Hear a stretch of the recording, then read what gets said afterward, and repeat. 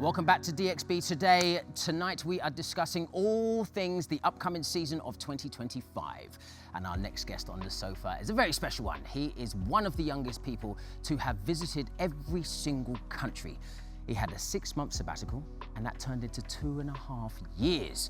And he joins us now to discuss all things what he's planning and see what's happening this year. Salvatore Lavallo. Good to see you. Good to be here. Thank you for having me. No, wonderful. So I've got so many questions for you. Like every single country, there's so many things I want to discuss with you, but it's only a short show. So let's start off with 6 months, 2.5 years. How did that happen? When did you decide you were going to extend? I had a specific itinerary I wanted to do in West Africa, but then because of Ebola and some other things, it got cut in half. So I said maybe I should turn it into a year to be able to finish it. At the end of that year, I still kind of wanted to travel a bit, and I said, let's make it, an actual goal or a job and think of it that way. And so I said, let's just go to every single one and break the record to be the youngest to do it. And so that then turned into one more year to accomplish the goal. And you did break that record. How old were you when you were the youngest person to travel to every country in the world? I finished when I was 27. 27. Is it frustrating? You go to a country and then it stops being a country and a different country emerges. Do you have to go back? There hasn't been a new one since 2011, South That's Sudan, good. but there's supposed to be one in 2027, Bougainville. And so I hope I'm there the day it becomes a country. Be there before it even exists, and then you're there when it exists. So I love to travel. I like to backpack. I like to rough it. Is that the way you travel? Do you do hostels? Do you do camping?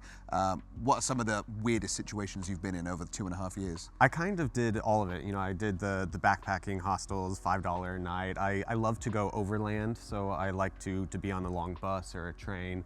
And those were some of the most exciting opportunities because you learn a lot more when you're not just in the city. So being in the middle of the Sahel in North Africa to be, in Southeast Asia in a small town where nobody speaks English and trying to navigate your situation around that's always fun, and that's the challenge that keeps you wanting to continue to travel.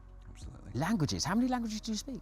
Really only speak English well, but it's amazing what you can do with body language. And sometimes I'll say, we had this big conversation, they'll be like, how? I'm like, actually, I don't really know. We were saying as much as we could and trying to figure it out. And that question leads me to my question. How did you fund this? Because traveling is expensive.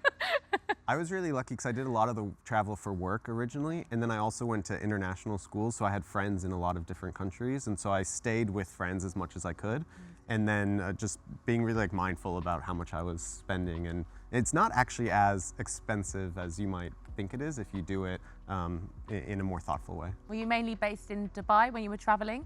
Yeah, so I've been in the UAE for the last 14 years, and I think that's one of the main reasons I was able to get to every country, because in 4 hours you can get to Africa, to India, to Central Asia, to Turkey. And so being here, doing those 3-day weekends, taking advantage of Eid holiday, it was really, I got to about 115 before the sabbatical, actually, and then I did the last 70 or so in that 2.5-year period. Now, going to what she mentioned about the budgets, obviously because of the budgets as well that you have to consider, there is a bit of a restriction when it comes to going from one place to another. Is there some country that you'd really love to visit over and over again, if budget permits? Yeah, there's a few places that even now, since I've finished, I go back to every year. So Tanzania is really special to me. I have some farms there. I've been going every year for the last 13 years. I love Japan. I think the food, the culture, the people are amazing. My family's Italian, and so I like to go to Italy at least once a year. And so I still want to go to new places, because obviously every country doesn't mean every place. But I also love to go back to the ones that I really care about and also see how they're changing and growing and see how I change and I grow, and then experiencing those as a new person myself. Absolutely. I mean, I think it's quite a testament, and I'm going to take it as a compliment, that you've been to every single country in the world and you're based here in the UAE. We ask this to all our guests. Why Dubai? I think that you can almost visit every country just being here. There's people from over 200 countries that live in the UAE. You can go to restaurants from almost every country. So if you're thinking about a place that you want to go, you're not quite sure, try the restaurant, see if you have a friend who has a friend from that place, talk to them.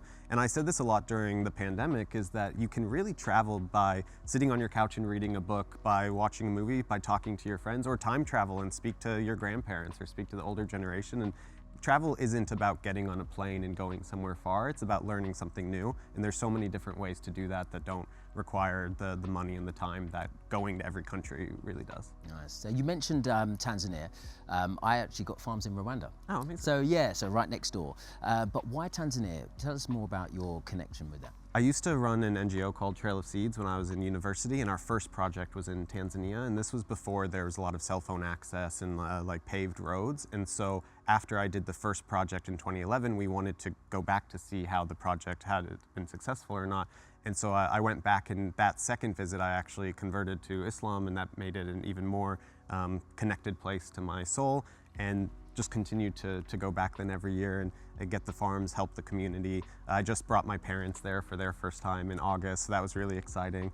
And so it's just become a second home for me, and I really, really love it there. That's beautiful. So all of the places that you have been, let's get down to it. Where didn't you like? Oh.